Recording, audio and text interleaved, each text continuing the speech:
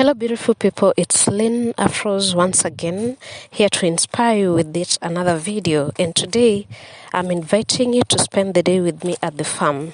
The big day is finally here. We're about to start harvesting in this 20-acre farm.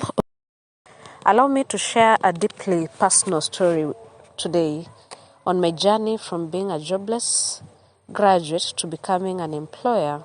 It's been a roller coaster ride for sure, but one filled with valuable lessons and moments of triumph. It all started a few years ago when I found myself unemployed. By now, I believe you've already heard about that story from my previous videos. If you've not, go back and listen to that story from my previous 2 to 3 videos. The job market was tough, and despite my best efforts, I faced rejection after rejection. It was a challenging time, filled with self-doubt and uncertainty about the future. These experiences fueled my determination to turn things around, to stand up for myself, to show up for myself, and to do something that would make life more valuable.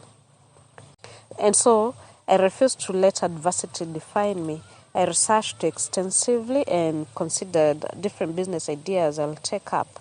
My partner and I settled on farming because we were already thinking of relocating to the village. The first shot was tomato farming, which we did try before moving, but ended up making losses because of the distance. Tomato is a slay queen. It needs tender love and care. If you're not ready to give it tender love and care, forget about it. But of course, when you do give it enough care, the returns are high. The profits are high for sure. Especially right now when the price in the market is skyrocketing. And so we discarded that idea and we considered potato farming too. But again, distance was an issue, so we let go of that idea as well. Maize farming felt like a safe space because it's more resilient and not so easy to make losses, or so we thought. And that was our breakthrough. With a solid business plan and unwavering determination, secured funding to start this small maize farming project. At first, it was 2 acres, which did dismally, but we were quite grateful because it was a learning curve. And we moved on to about 5 acres in the second season, 10 acres in the fourth season, and this is our fourth season with 25 acres in total. It was a leap of faith, but one that I knew I had to take.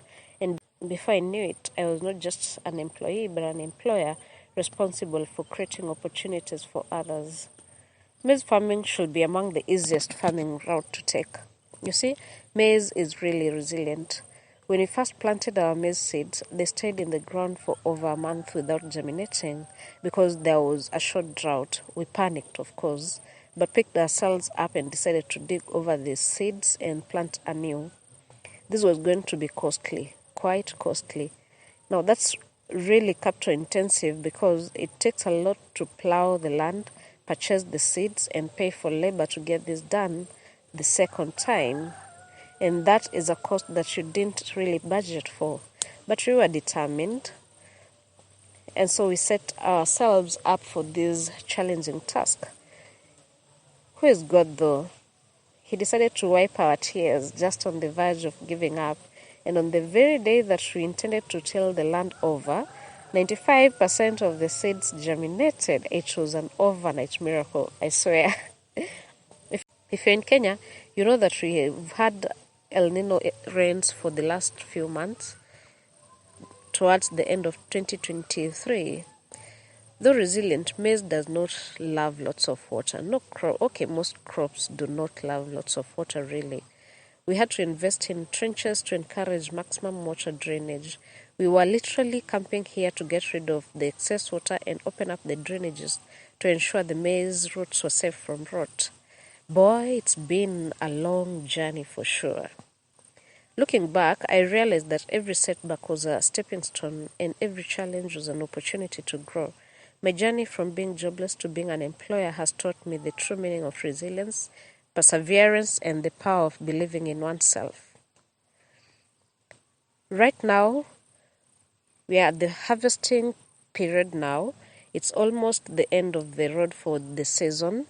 It's been prolonged because of the long rains that we didn't expect, but we're finally here. That journey that started with a single step is now at the second last step, so to say. The market is the last step. And do you know what?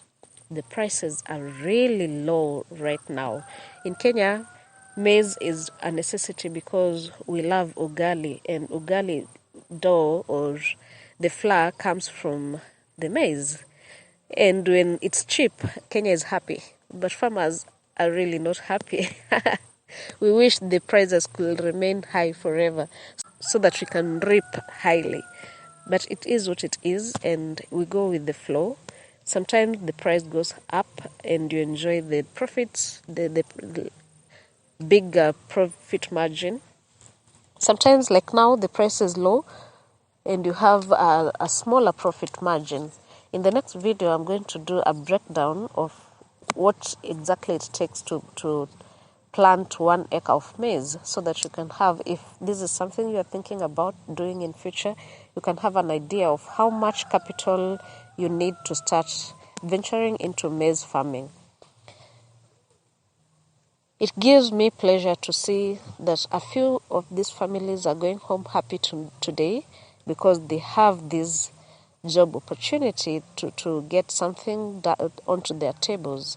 We need a lot of help, and that means so many workers are going to get something to put on their tables tonight and tomorrow and the day after, and for the 1 or 2 weeks that it will take to get this done. And for that, we are grateful that in one way or another, we're also building the nation. Thank you so much for watching this far. It's been a real pleasure interacting with you on this platform that is really opening my mind up and opening myself to the world to get all these different views and opinions that I really appreciate. Thank you for always tuning in to watch and listen to my stories as I share them here on YouTube. Remember, no matter how tough things may seem, never underestimate your own potential to create change and make a difference in the world. It is my hope that I do inspire someone to brighten the corner where they are, to let their light shine in a little way, whichever way is possible around them, and to make a difference in the world through small step-to-step changes. Until next time, take care and keep chasing your dreams.